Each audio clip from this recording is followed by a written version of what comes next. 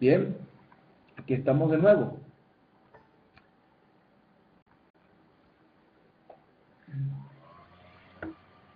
Estamos de nuevo en una nueva clase del curso Segunda a los Corintios. Y me gustaría tomar esta lección desde el capítulo 5, desde el versículo 20. Leamos. Por tanto, somos embajadores de Cristo, como si Dios rogara por medio de nosotros en nombre de Cristo. Os rogamos, reconciliaos con Dios. Al que no conoció pecado, le hizo pecado. Le hizo pecado por nosotros, para que fuéramos hechos justicia de Dios en él. Y como colaboradores con él, también os exhortamos a no recibir la gracia de Dios en vano. Pues él dice, en el tiempo propicio te escuché y en el día de salvación te socorré. He aquí ahora el tiempo propicio. He aquí ahora es el día de salvación. En la clase pasada estuvimos estudiando acerca de el Evangelio, su esencia, el amor de Dios. Estuvimos también conversando acerca del tema de la justificación y sobre todo pues basado en el versículo 21 del capítulo 5. Y una de las cosas que decía era que Jesucristo era el sacrificio perfecto por su vida, una vida en el cual Él nunca pecó. En otras palabras, nunca tuvo un mal pensamiento, nunca tuvo una expresión de pecado, nunca tuvo una acción pues, fuera de la voluntad de Dios. Y cuando Él muere en la cruz, su santidad, su vida es transferida a aquellos que ponen su confianza en Él. Y la vida de uno es puesta en el cuerpo de Cristo, en la cruz. Por lo que cuando Dios nos ve, está viendo es la justicia, la santidad de Cristo. Por eso es que el apóstol Pablo mencionaba de que delante de Dios somos irreprensibles, santos y sin mancha. En otras palabras, delante de Dios tenemos a Jesucristo. Entre Dios y el hombre está Jesucristo.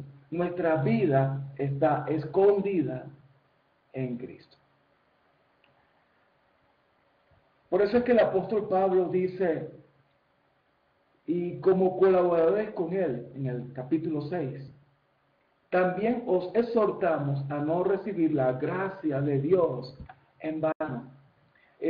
Bueno, todo esto evidentemente es lo que se llama gracia. Somos salvos por la gracia de Dios, no por nuestros esfuerzos o nuestros méritos, sino por la gracia de Dios. Y el apóstol Pablo habla de algo tan importante como que, miren, no recibir la gracia de Dios en vano. Y esto tiene relación con lo que vamos a leer al final del capítulo 6. Y me gustaría saltar de este pasaje cuando él dice a no recibir la gracia de Dios en vano o no hacer la gracia de Dios inútil. Me gustaría que por favor fuéramos al versículo 14 del capítulo 6. Dice, no estéis unidos en yugo desigual con los incrédulos, pues ¿qué asociación tiene la justicia y la iniquidad? ¿O qué comunión la luz con las tinieblas? ¿O qué armonía tiene Cristo con Belial? ¿O qué tiene en común un creyente con un incrédulo? ¿O qué acuerdo tiene el templo de Dios con los ídolos? Porque nosotros somos el templo del Dios vivo, como Dios dijo, habitaré en ellos y andaré entre ellos, y seré su Dios, y ellos serán mi pueblo. Por tanto, salid de en medio de ellos y apartaos, dice el Señor, y no toquéis lo inmundo, y yo os recibiré, y yo seré para vosotros padre, y vosotros seréis para mí hijos e hijas, dice el Señor Todopoderoso. Por tanto, amados, teniendo estas promesas, limpiémonos de toda inmundicia de la carne y del espíritu, perfeccionando la santidad en el temor de Dios. Entonces, hermanos, este capítulo 6, estos primeros versículos del capítulo 6, tienen conexión con estos últimos del capítulo y el versículo 1 del capítulo 7. Como recordarán, cuando estudiamos Primera de Corintios, algunos hermanos en Corintios todavía estaban acostumbrados, habituados a la idolatría.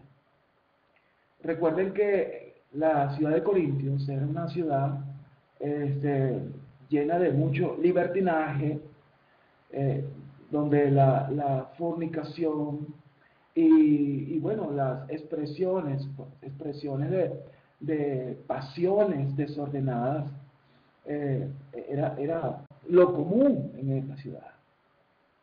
Era una ciudad, bueno, de una mala reputación. Y algunos miembros de la iglesia de Corintios, como les dije, pues, habituados a los ídolos, ellos seguían contacto con sus prácticas antiguas, seguían pues en esa convivencia que había con los ídolos, en esos ágapes, vamos a llamarlo también ágapes o fiestas que habían con los ídolos. Y bueno, el apóstol Pablo aprovecha para decir en el capítulo 6, después de hablar de la maravillosa gracia de Dios, no hagan de la gracia de Dios vana. ¿Y cómo se puede hacer la gracia de Dios vana? Hay dos maneras de hacer la gracia de Dios vana. Una es intentar justificarnos delante de Dios por medio de nuestras obras. Expresarle a Dios lo santo que somos, lo justo que somos, por nuestra conducta, por nuestra obediencia. Esa es una de las maneras de hacer la gracia de Dios en vano. Eso no te va a hacer más justo, aunque tengas una gran obediencia, eso no te va a hacer más justo delante de Dios. Tú eres justo delante de Dios por los méritos de Cristo. Entonces, eso es lo que el apóstol Pablo les habló a los Gálatas cuando les dijo de que podéis caer de la gracia de Dios por medio de la justificación de la obediencia, por la obediencia a la ley, a las obras de la ley. Entonces, número uno, podemos caer de la gracia buscando justificarnos delante de Dios por medio de las obras de la ley, por medio de nuestra obediencia.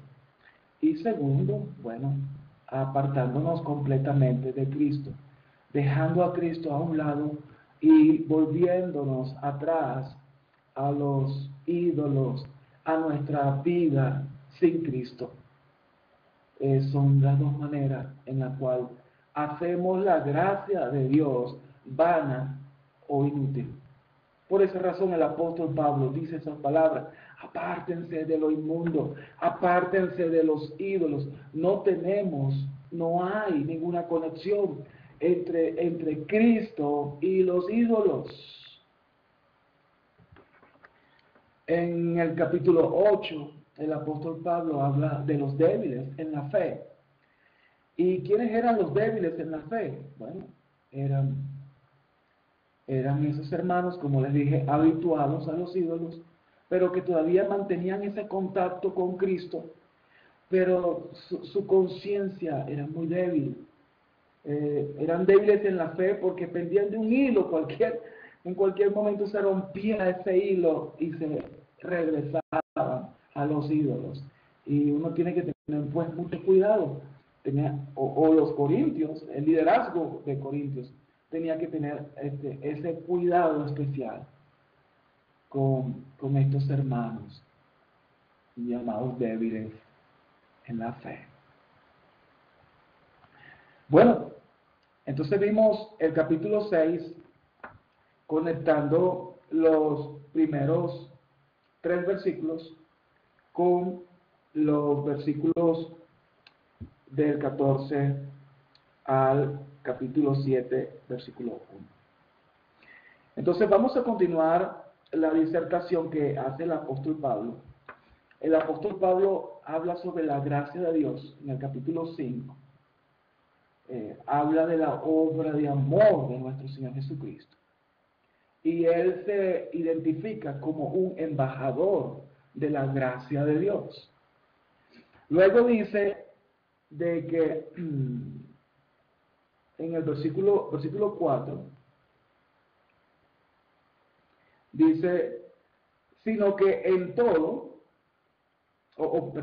versículo 3, desde el versículo 3, dice, no dando nosotros en nada motivo de tropiezo, para que el ministerio no sea desacreditado. El apóstol Pablo, él se identifica pues como un embajador de Cristo, un embajador del Evangelio o de la gracia de Dios. Y él dice que él, en toda circunstancia o situación, él no da lugar a que sea criticado, no da lugar a tropiezo para con otros hermanos. Él dice aquí algo interesante, sino que en todo nos recomendamos a nosotros mismos como ministros de Dios. Él siempre estaba muy alerta para tener un buen testimonio ante todos y especialmente ante los cristianos.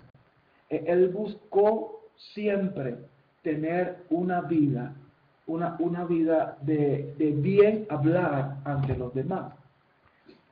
Y como ministro de Dios, aún más. Por eso es que él decía, sino que en todo nos recomendamos a nosotros mismos como ministros de Dios. Entonces, su ministerio, en todo, dice, en toda situación, su ministerio era incuestionable. Es la defensa que hace el apóstol. Mi ministerio es incuestionable, decía el apóstol, en toda situación. Mire, cualquiera sea la situación, mi ministerio, mi vida en Cristo era la misma. Fiel al Señor, fiel como ministro de Dios. En cualquiera que sea la situación, él mantuvo su fidelidad ante Dios. Siempre se cuidó ante Dios.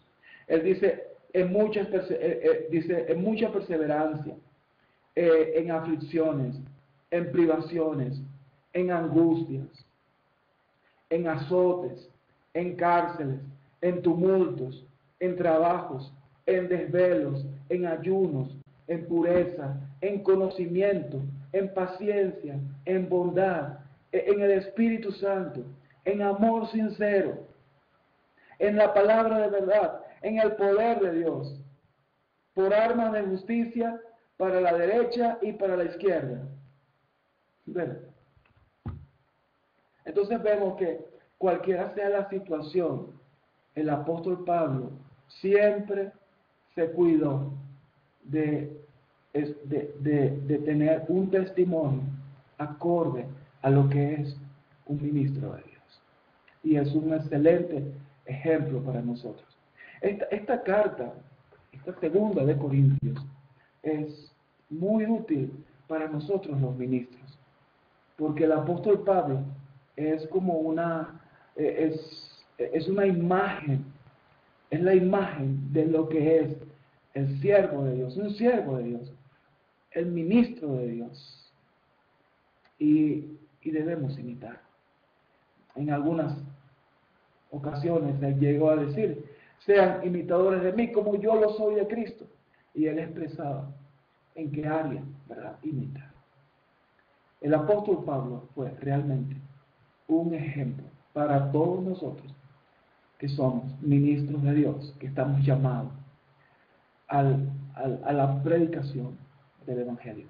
Cualquiera sea nuestra situación, hermanos, no demos lugar a ser criticados, a ser juzgados, a ser señalados por cualquiera, por hermanos o no hermanos.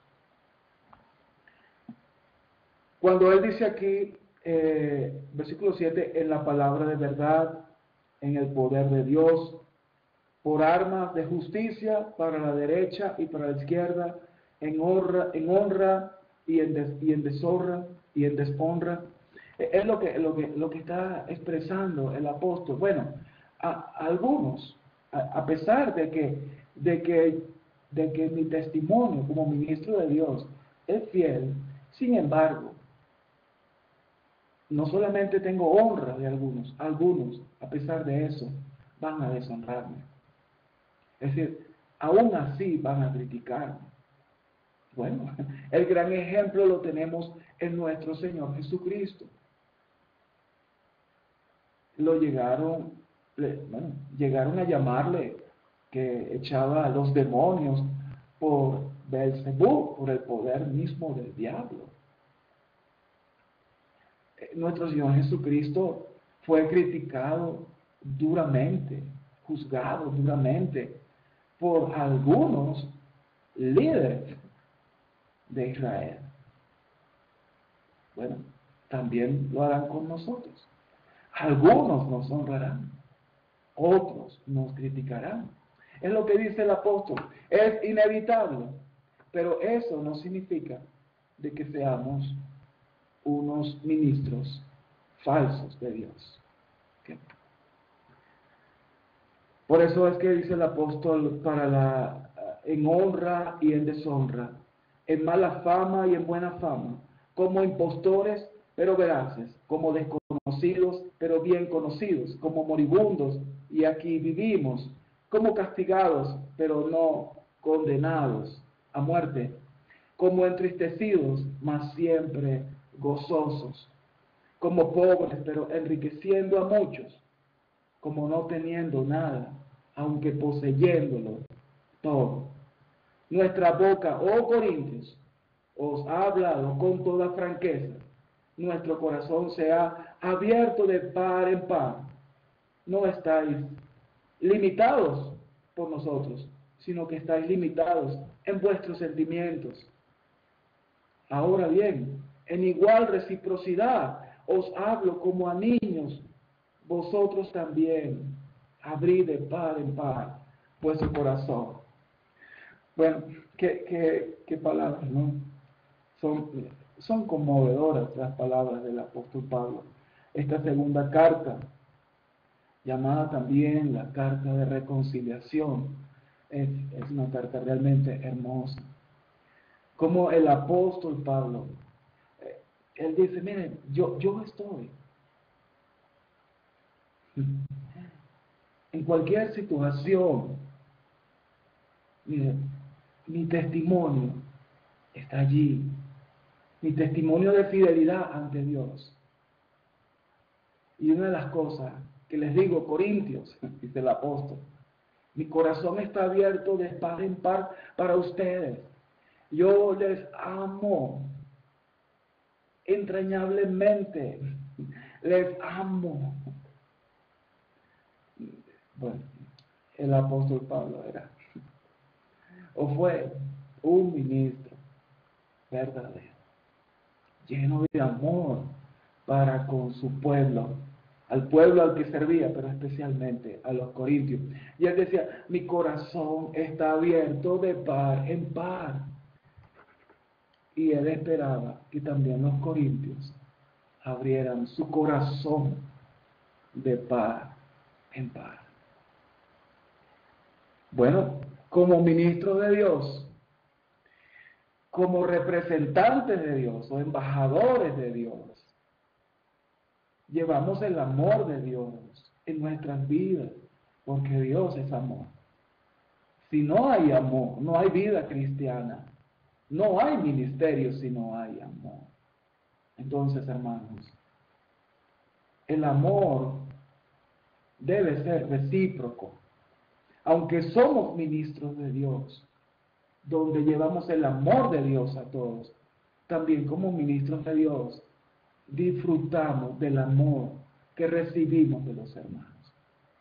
El apóstol Pablo amó a los corintios, pero él esperaba también a que fuera amado por ellos. Esta defensa o este mensaje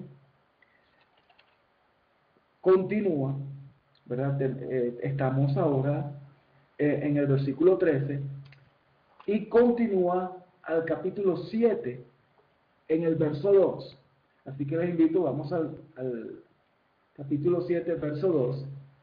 Dice, aceptarnos, acéptenos, recíbanos en vuestro corazón. Ese es el deseo de Pablo. La reciprocidad en el amor. Aceptadnos en vuestro corazón. A nadie hemos ofendido, a nadie hemos corrompido, de nadie hemos tomado ventaja. No hablo para condenaros, porque he dicho antes que estáis en nuestro corazón para morir juntos y para vivir juntos. Mucha es mi confianza en vosotros. Tengo mucho orgullo de vosotros. Lleno estoy de consuelo y sobreabundo de gozo en toda nuestra aflicción.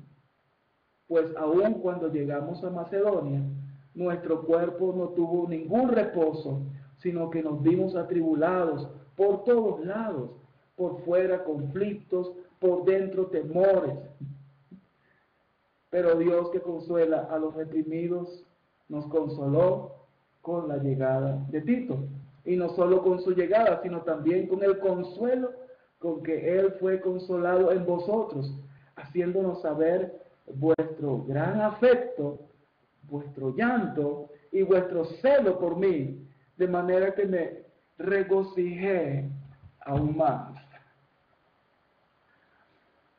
No hay una carta en todo el Nuevo Testamento que muestre tan claramente la humanidad del apóstol Pablo. Su vulnerabilidad, vulnerable como ser humano.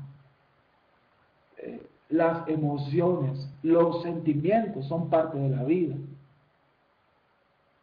Y el apóstol Pablo tenía profundo afecto, profundos sentimientos con los miembros o con la iglesia en Corinto. Ellos eran muy especiales para él. Y él dejó Éfeso y se fue hacia Macedonia para esperar a Tito. Recuerden que él llevó una carta muy dura. La tercera carta a los Corintios fue una carta muy dura y fue llevada por Tito. Y él estaba pues un poco preocupado, él estaba yendo bien, estaban abriéndose puertas donde él estaba trabajando, pero él dejó ese lugar y se fue hacia Macedonia, estaba inquieto por los corintios. Y en Macedonia, bueno, tenía situaciones de persecución por parte de los judíos. Recuerden cuando él estuvo en Berea, Tesalónica, en Berea, él tuvo que huir. Y bueno, de ahí surgió la iglesia de Corintios, pues esa huida lo hizo llegar hasta Corintios, y donde él estableció pues la obra. Así que la persecución fue para bien. Pero estas palabras muestran claramente, hermanos, la humanidad pues, del apóstol Pablo. Algunos miembros de la iglesia ven a los ministros como si fueran de hierro, como si no tuvieran sentimientos, como si todo lo que soportan, lo soportan sin alterarse, sin afectarse, pero nada más lejos de la realidad. Nos afectan. Las personas que amamos nos afectan cuando ellos tienen actitudes no recíprocas de afecto para con nosotros. Eso es parte de la humanidad. Y así lo muestra pues el apóstol Pablo. Entonces él estaba por dentro inquieto por cómo esa carta que había enviado a través de Tito, cuáles fueron las consecuencias de esa carta. Pero se regocijó porque supo acerca del arrepentimiento de los corintios. Versículo 8 dice del capítulo 7, porque si bien os causé tristeza con mi carta, no me pesa, aun cuando me pesó, pues veo que esa carta os causó tristeza, aunque solo por poco tiempo. Pero ahora me regocijo, no de que fuisteis entristecidos, sino que fuisteis entristecidos para arrepentimiento, porque fuisteis entristecidos conforme a la voluntad de Dios, para que no sufrieras pérdida alguna de parte nuestra. Porque la tristeza que es conforme a la voluntad de Dios produce un arrepentimiento que conduce a la salvación, sin dejar pesar. Pero la tristeza del mundo produce muerte. Y leyendo este texto me recuerda a Judas, me recuerda la tristeza profunda de Judas por haber entregado al Señor Jesucristo. Pues su tristeza no lo llevó al arrepentimiento, a volver al Señor, sino que su tristeza lo llevó al suicidio, a la muerte. No era una tristeza conforme a la voluntad de Dios. Cuando pecamos, hermanos, la tristeza es parte natural del verdadero creyente, porque el Espíritu Santo nos mueve a esa tristeza. Y si esa tristeza nos conduce al arrepentimiento, ha sido una tristeza conforme a la voluntad de Dios. Pero podría ser una tristeza que nos conduce a más pecado, a peores pecados. Pero el apóstol Pablo estaba muy, muy contento, puesto que su carta surtió el efecto deseado, el arrepentimiento de los que habían murmurado, cuestionado, dudado de su ministerio. Versículo 11, porque mirad qué solicitud ha producido en vosotros esta tristeza piadosa, qué vindicación de vosotros mismos, qué indignación, qué temor, qué gran afecto, qué celo, qué castigo del mal. En todo habéis demostrado ser inocentes en el asunto. Así que, aunque os escribí, no fue por causa del que ofendió, ni por causa del ofendido, sino para que vuestra solicitud por nosotros se manifestara a vosotros delante de Dios. Por esta razón hemos sido consolados. Y aparte de nuestro consuelo, mucho más nos regocijamos por el gozo de Tito, pues su espíritu ha sido confortado por todos vosotros. Es decir, Tito también estaba muy afectado, ¿no?, por la situación del apóstol. Miren, cuando hay verdadero amor, cuando hay un verdadero ministerio, un verdadero servicio de Dios, nos entristecemos también por los ataques que sufren otros ministros injustificadamente. Y Tito evidentemente se afectó por toda la tristeza del apóstol Pablo. Y entonces el apóstol Pablo habla de que Tito también fue consolado. Él también se regocijó del arrepentimiento, pues, de los hermanos en Corintios. Porque si en algo me he jactado con él, acerca de vosotros, acerca de Tito, ¿no? Cuando habla, porque si en algo me he jactado con Tito, acerca de vosotros, no fui avergonzado, sino que así como os hemos dicho todo con verdad, así también vuestra jactancia ante Tito resultó ser la verdad.